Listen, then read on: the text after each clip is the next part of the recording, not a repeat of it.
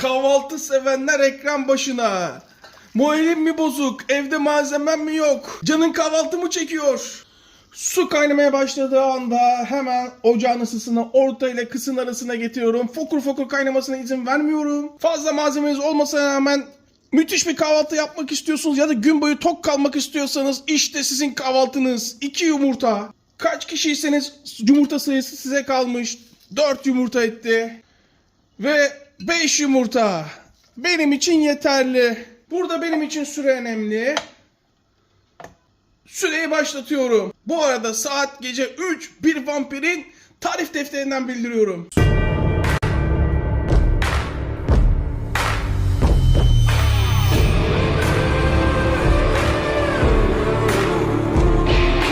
Tam 12 dakika oluyor ve ben devreye giriyorum. 12. dakikada yumurtaları hemen suyun içinden alıyoruz. Ve pişmesini artık engellemek için daha fazla pişmesin diye üstüne soğuk su ekliyoruz.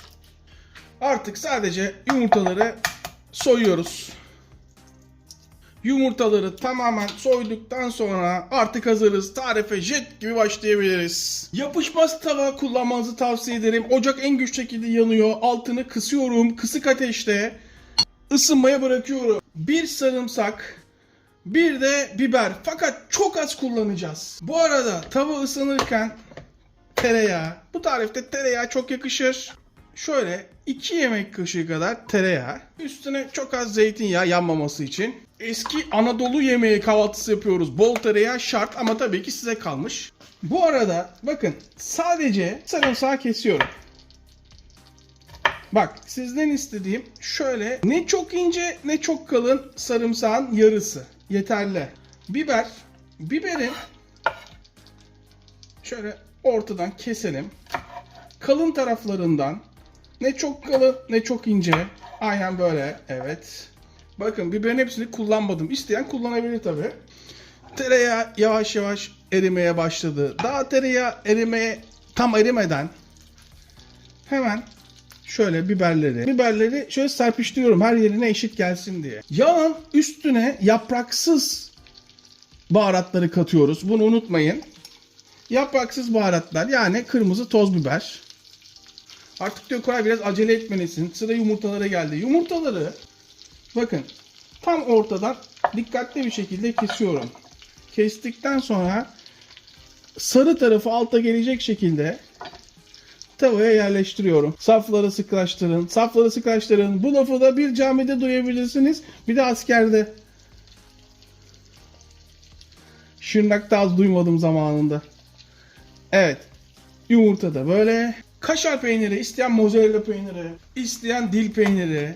Hepsini kullanabilirsiniz. En kalın tarafıyla kaşar peyniri rendeliyorum. Hatta beyaz peyniri bile kullanabilirsiniz. Rendeye saygı duruşu her zaman gibi.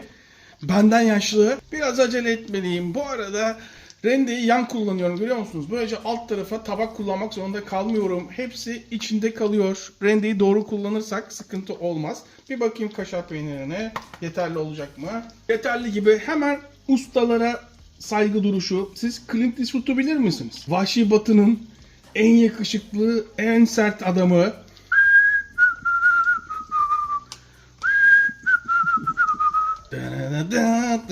Gece gece. Tövbe tövbe.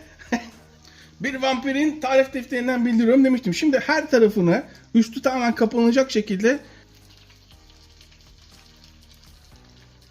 tamamen isteğinize bağlı. Üstüne kırarak biraz kekik. Bakın kekik yapraklı olduğu için üstüne ve kekik böylece yanmıyor yapraklı olduğu için ve üstüne çörek otu. Çörek otu falan isteğe bağlı.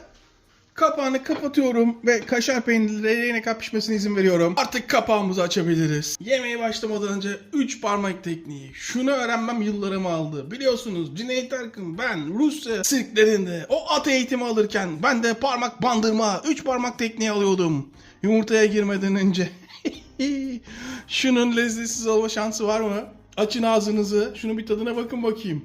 Öf. Öf. Buna hafif pul biber yakışmaz mı? Çok yakışır. İsterseniz bunu böyle ayırıp tabaklara servis yapabilirsiniz. Şöyle bir çevirelim. Herkes altını görsün. Koray yanmadı mı etmedi mi diyenler. Of. Açın ağzınızı. Şunun bir tadına bakın bakayım.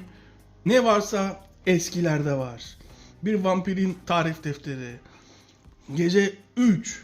Şimdi bir de bir kendi takdimle yiyeyim. Her yiğidin bir yemesi vardır biliyorsunuz. Yumurta yeme şekli vardır. Hemen ben sarı çok severim. Sarısını şöyle alıyorum ama artık of. Çatalı işe katmıyorum. Yıllarca boşuna Maskali sirkinde eğitim almadım. Cüneyt Baba'yla. Açın ağzınızı. Şunun bir tadına bakın bakayım. Ben yemeye devam ediyorum. İzleyip abone olmayan vicdansızlar sizi unuttuğumdan etmeyin. Afiyet olsun.